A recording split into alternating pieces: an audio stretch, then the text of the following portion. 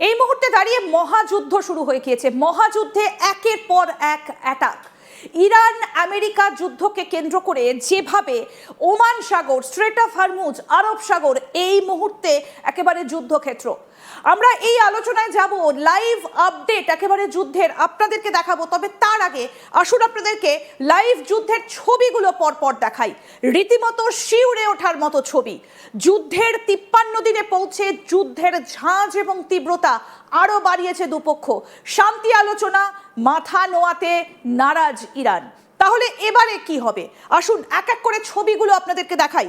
শুরুতে দেখাবো USA Tripoli helicopter at night, অর্থাৎ রাতের আকাশ ফুঁড়ে একের পর এক হেলিকপ্টার উঠছে। দেখুন গত 19শে এপ্রিলের সেই ছবি আপনাদেরকে আমরা দেখাচ্ছি। সেখানে ইউএসএস প্রুয়েন্স নামের গাইডেড মিসাইল ডেস্ট্রয়ার জাহাজটা তৌস্কার চলার ক্ষমতা নষ্ট করে দেয়।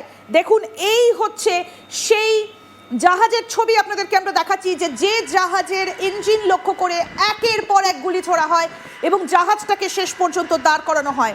কারণ 6 ঘন্টা ধরে বারবার সতর্ক করা হচ্ছিল ইউএস এর তরফ থেকে। তারপর ওই বাণিজ্যিক জাহাজটা দাঁড়ায়নি এবং তারপর মেরিন অফিসাররা তারা দড়ি বেয়ে নেমে ইরানের পতাকাবাহী ওই জাহাজে উঠে সেটা দখল করে। দেখুন সেই ছবি। যুদ্ধের তীব্রতা ঝাঁজ আরও বেড়েছে। মহাযুদ্ধ এই মুহূর্তে আরব সাগর, ওমান সাগর, স্ট্রেট অফ হরমুজকে কেন্দ্র করে লড়াই চলছে। পরের ছবি দেখাবো। দেখুন একের পর এক ছবি, একের পর এক ভিডিও এক্সক্লুসিভলি। দেখুন guided missile destroyer USS Rafael Peralta অর্থাৎ ডিডিজি 115 17 এপ্রিল একটা বাণিজ্যিক জাহাজকে নির্দেশ দেয় যাতে সেটা ফিরে যায় ইরানের বন্দরে ঢোকে, যখন তারা মার্কিন নৌ অবরোধ কার্যকর করছিল। আর এই অবরোধ শুরু হবার পর থেকে মোট 19টা জাহাজ মার্কিন বাহিনীর নির্দেশ মেনে ঘুরে দাঁড়িয়ে ইরানে ফিরে গেছে। আর এই সময় একটাও জাহাজ মার্কিন বাহিনীকে এড়িয়ে যেতে পারেনি। তার মানে কি, যে ব্লকেটের কথা বলা হচ্ছিল সেই ব্লকেট এখনো পর্যন্ত করে রেখেছে আমেরিকা। দেখুন সেই কথোপকথন আপনাদেরকেও আমরা শোনাচ্ছি। এরপর যে ভিডিওটা দেখাবো মিচেল মার্ফি, দেখুন সেই ভিডিওটা আপনাদের দেখাই। সেখানে থাকা অর্থাৎ ডিজিজি 112 এ থাকা এক নাবিকের অডিও শুনুন আগে। Motor vessel Bali, this is warship 112. We will be escorting you to your next port of call. Thank you for your cooperation. This is warship 112, standing by on channel 16. Motor vessel Bali, this is warship 112. We will be escorting you to your next সঙ্গে ডেস্ট্রয়ারটির helicopter থেকে তোলা video এবং audio আপনাদেরকে একসঙ্গে দেখালাম। Oman সাগরের ওপর দিয়ে উড়ে যাবার সময় মার্কিন নৌবাহিনী একটা বাণিজ্যিক জাহাজকে অন্যদিকে ঘুরিয়ে দিচ্ছে। দেখুন এই জাহাজটাকে ইনস্ট্রাকশন দেওয়া হচ্ছে যাতে সে আর সামনে না এগোয়। এরপর আমরা দেখাবো ইউএস নাভাল ব্লকেড। দেখুন সেটা আপনাদেরকে দেখাই এবং এই ব্লকেডে আপনাদেরকে এই মুহূর্তে যে জাহাজের ছবি আমরা দেখাচ্ছি, দেখুন আব্রাহাম লিঙ্কনের সেখানে বিমানবাহী রণতরী ডেকে নামছে উঠছে একের পর এক যুদ্ধ বিমান। 16 এপ্রিলের ছবি আপনাদেরকে আমরা দেখাচ্ছি। 10,000-এরও বেশি মার্কিন নাবিক, মেরিন ও বিমান সেনা এখন ইরানের বন্দর এবং উপকূলীয় এলাকায় ঢোকা এবং সেখান থেকে জাহাজগুলো বেরোনোর চেষ্টা করা, যে জাহাজগুলো তাদের বিরুদ্ধে একেবারে অবরোধ কার্যক্রম চালিয়ে যাচ্ছে। একের পর এক ভিডিও ইতিমধ্যেই প্রকাশ্যে এসেছে এবং আমরা এই ছবি আপনাদেরকে দেখাচ্ছি। সেন্ট্রাল কমান্ড যে ভিডিওগুলো রিলিজ করেছে সেখান থেকে আমরা এই ছবি আপনাদেরকে দেখাচ্ছি। তাহলে কি যুদ্ধের ঝাঁজ আরো বাড়লো? তৃতীয় বিশ্বযুদ্ধ বলা যেতে পারে কি এই পরিস্থিতিকে? রাতের আকাশে একের পর এক মুহুর্মুহু অ্যাটাক।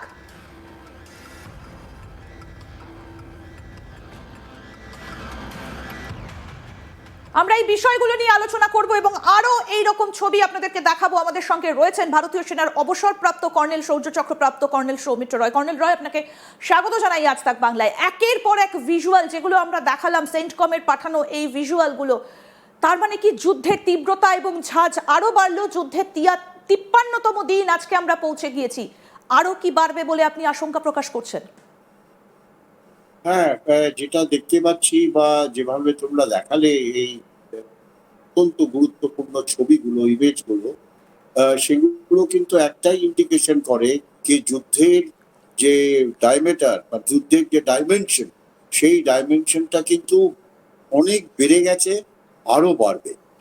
দেখো যখন প্রথমে যুদ্ধটা শুরু হয়েছিল, আমেরিকা নর্মালি আর ইসরায়েল, তাদের অবজেক্টিভ ছিল প্রথম হচ্ছে ইরানের নিউক্লিয়ার ফেসিলিটিস, নিউক্লিয়ার ওয়েপন বানাবার ফেসিলিটি।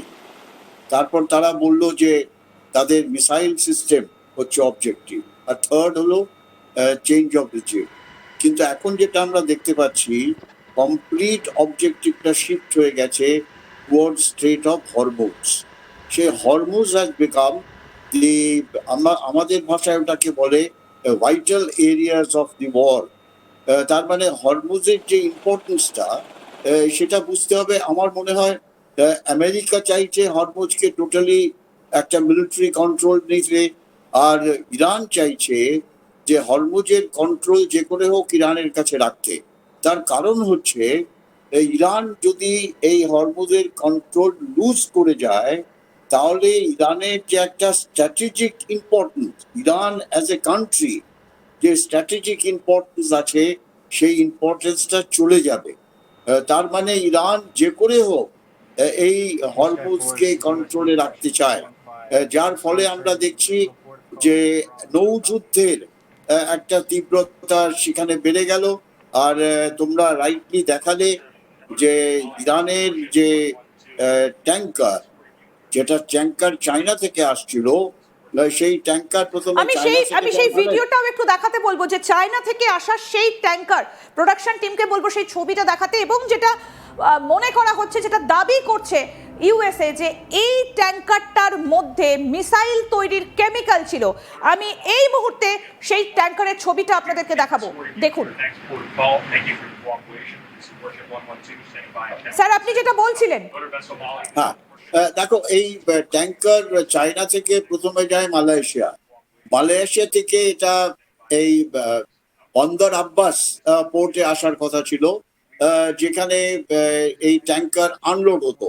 এখন ট্যাঙ্কারের ভেতর কেমিক্যাল ছিল মিসাইল বানাবার, এটা আমেরিকার দিক থেকে কিন্তু এই স্টেটমেন্টটা দেওয়া হয়েছে, কিন্তু ইরানের দিক থেকে কোনো স্টেটমেন্ট দেওয়া হয়নি যে ওই ট্যাঙ্কারে কি ছিল। কিন্তু স্যার, একটু আমি দর্শকদের সুবিধার জন্য এখানে জানাবো, একটু আপনাকে থামাচ্ছি। ইউএস রিপাবলিকান লিডার নিক্কি হেলে তিনি এই কথাটা বলেছেন যে এই ট্যাঙ্কারটার মধ্যে কেমিক্যাল ছিল, যেটা চীন থেকে আনা হচ্ছিল। স্যার, রাইট, একদম ঠিক কথা।